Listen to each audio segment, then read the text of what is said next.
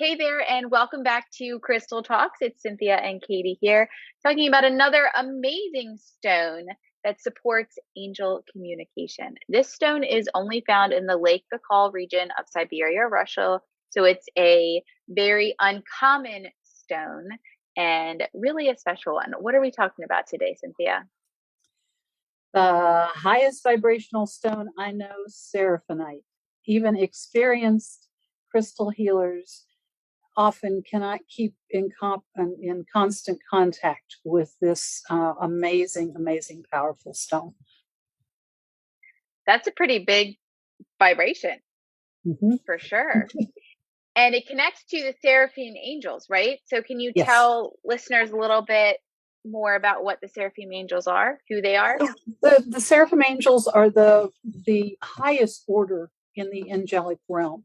So this is, again, giving you a clue as to this vibration. So that high vibration can take you up and raise your vibration, so you have the potential of being able to reach to that highest level of the angels.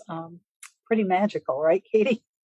Absolutely. And that's actually where its name comes from. Seraphinite is associated with the Seraphim Angels. Exactly. You might also hear Seraphinite called Seraphina or green chlorite. But it's all that connection with the Seraphim Angels. So what are the benefits of this stone? I mean, we've already said it's the highest vibration, right? Even the highest of healers cannot stay in contact with it for long periods of time. So what else can it kind of provide? It's a very unique stone in that having it around, it helps you see life as it really is, not in a negative way, but in a way of opening pathways for you, clearing obstructions so that you can see your path, so that you can see what growth you might need to work toward to achieve your mission in life.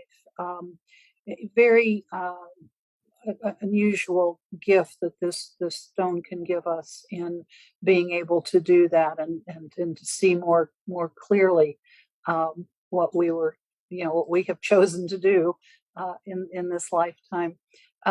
It's also excellent for activating self-healing, and that's aura, emotional, physical, any kind of self-healing. This stone is very beneficial. It enhances our social skills and inspires better relationship. It aids in resolving conflict and promoting reconciliation with friends and partners.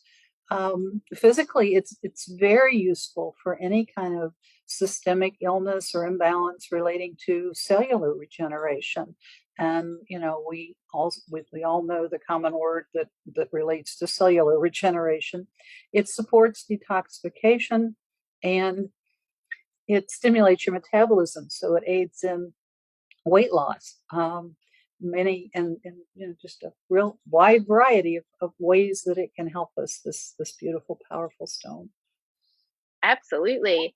So many different ways, and like just a variety of ways and in different parts of who we are, right? It's not just like this high vibrational spiritual stone that happens to align with the element of spirit and happens to align with all your chakras, especially the heart chakra, right? It's like really taps into the physical and spiritual and the mental and all those things. So that really speaks to, I think at least, how powerful the stone is, that it really hits all these parts of who we are.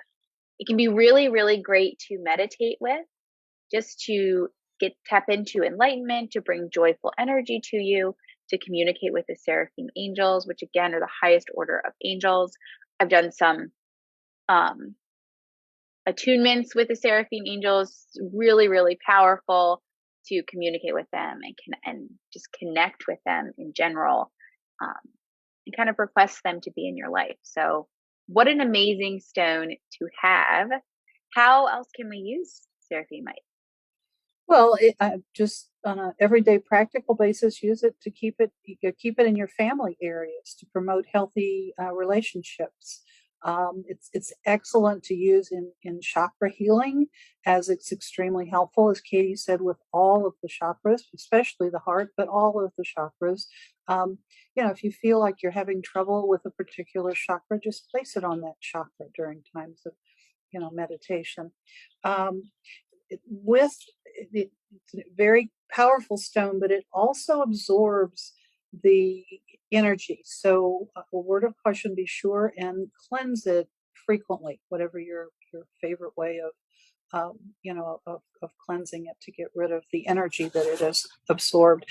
And in feng shui, it's used as a wood energy. Just a little side tidbit. Very, very cool.